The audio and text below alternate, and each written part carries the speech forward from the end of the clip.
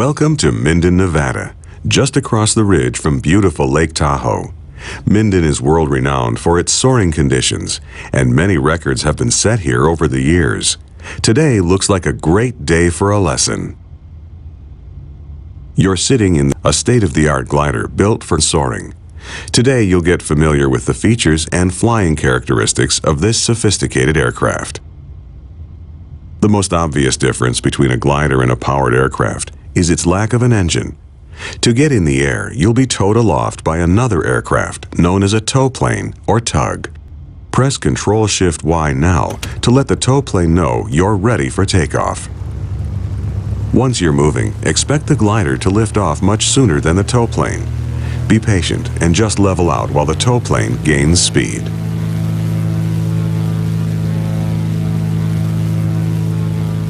There you go.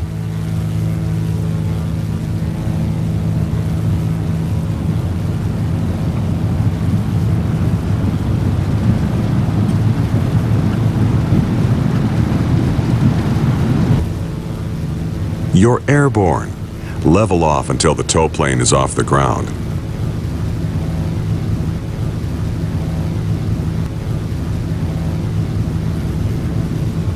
There he goes.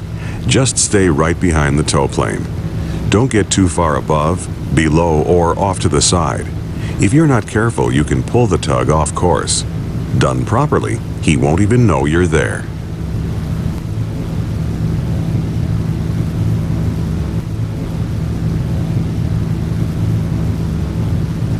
Visualize a box around the tow plane and try to keep the glider in that box at all times.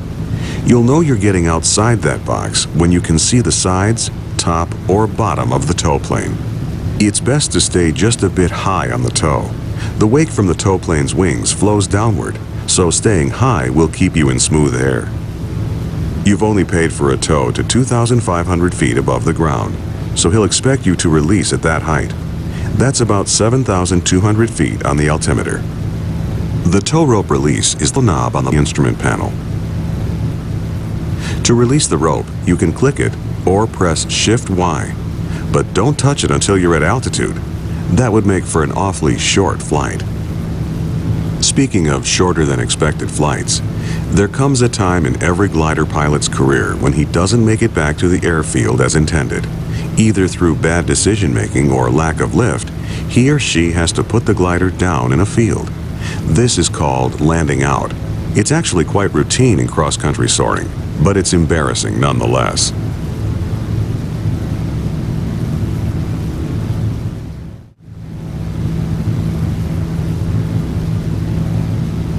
Okay, you're nearing 7,200 feet.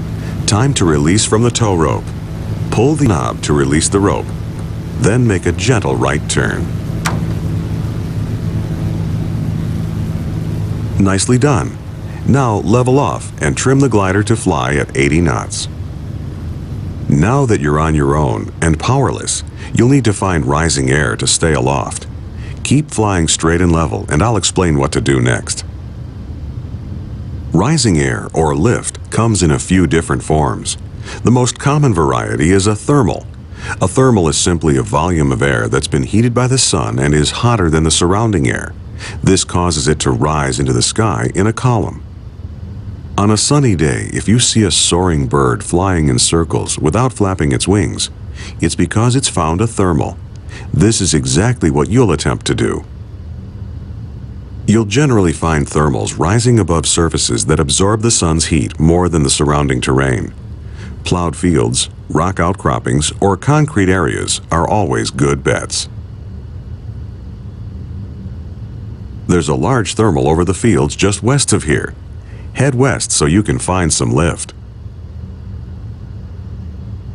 Just like a powered aircraft, this glider has a vertical speed indicator that shows how fast the glider is rising or descending.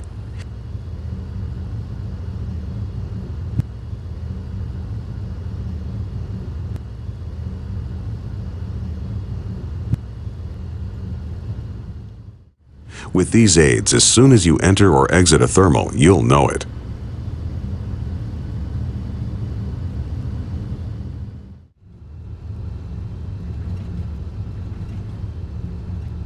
Okay, feel that turbulence? That's the telltale sign that you're close to a thermal. Just keep flying level and you should hit lift.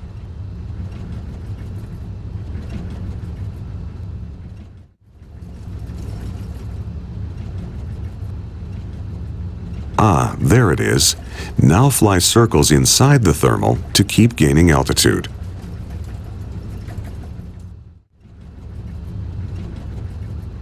Ready to test your skill? Keep gaining altitude. The secret to maximizing your time in a thermal is to stay slow. Try and keep your speed at 80 knots. Pull back on the stick to slow down. You should also be using a lot of rudder in your turns to keep the wings as level as possible.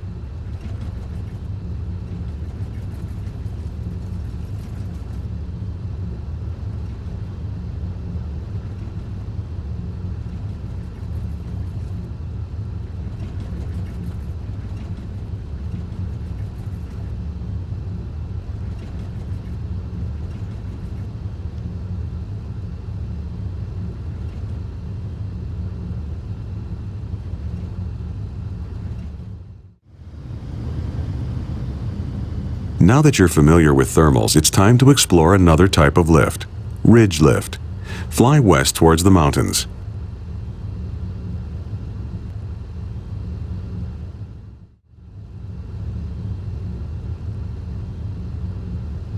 All right, you're over the foothills.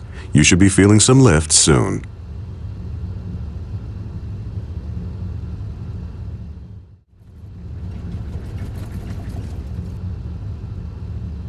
Ah, there it is. Nice smooth ridge lift.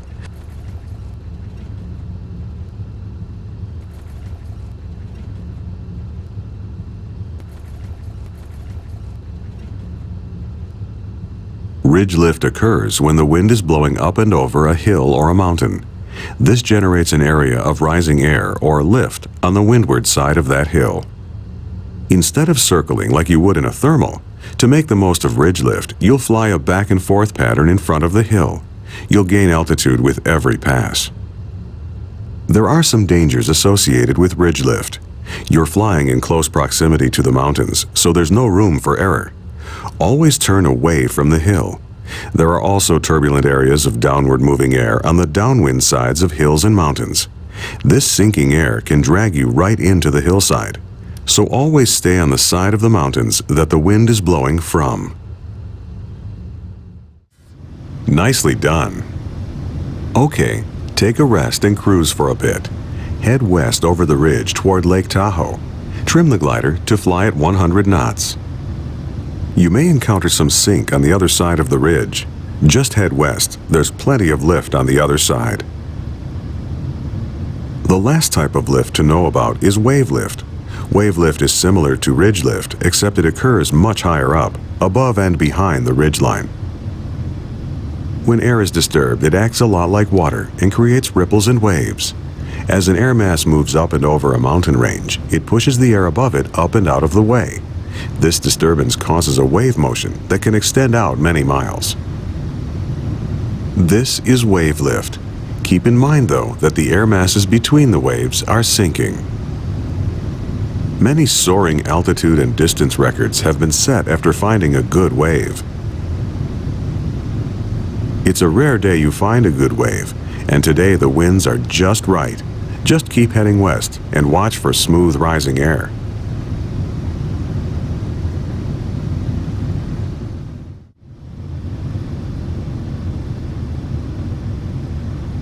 Okay, there it is. A nice smooth wave of rising air. Slow again to 80 knots to get the most out of it. The waves run parallel to the mountain range. You can climb in the wave, flying a pattern much like you did on the ridge, or you can just keep flying straight along the mountains.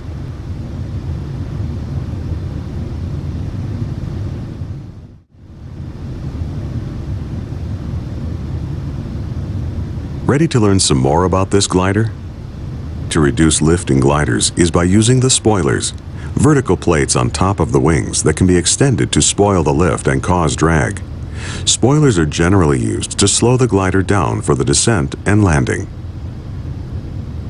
Modern gliders are so efficient that you have to do something to coax them to the ground. The spoilers are controlled by the handle on the side of the cockpit.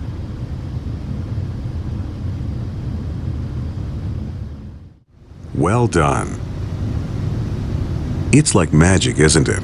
No engine at all, and you've climbed this high. You can either keep soaring this wave or head back to Minden. It's up to you.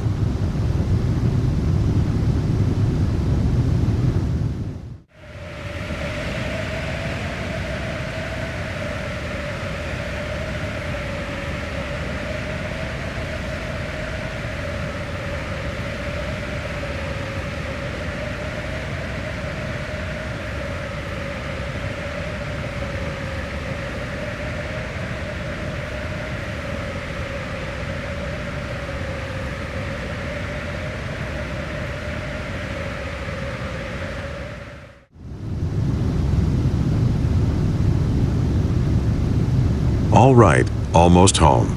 With this much extra altitude, you'll need some help getting down quickly. Fully extend the speed brakes by pressing the slash key and lower the nose to maintain at least 80 knots in the descent. For now, head right over the airport. That way you can make sure the runway is clear.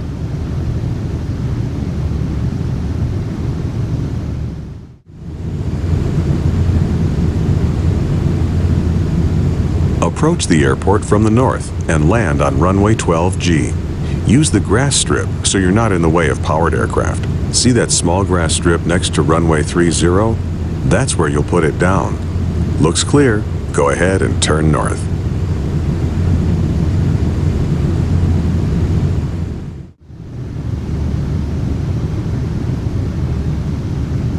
Time to line up with the runway before you lose too much altitude. Retract the speed brake. When you've got the runway in sight, the glider will land much like a powered aircraft. Flare just a bit as you approach the ground. Use the speed brake to descend or slow down as needed. Once you touch down, extend the speed brake to full by pressing the slash key. Try and touch down at 60 knots.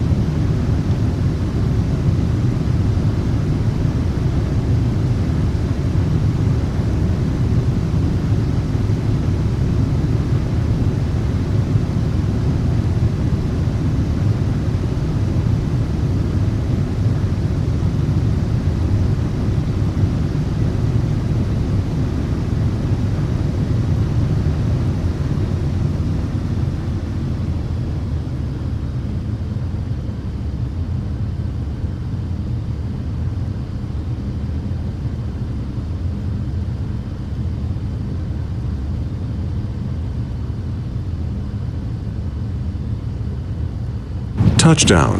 Now keep the wings level as long as possible.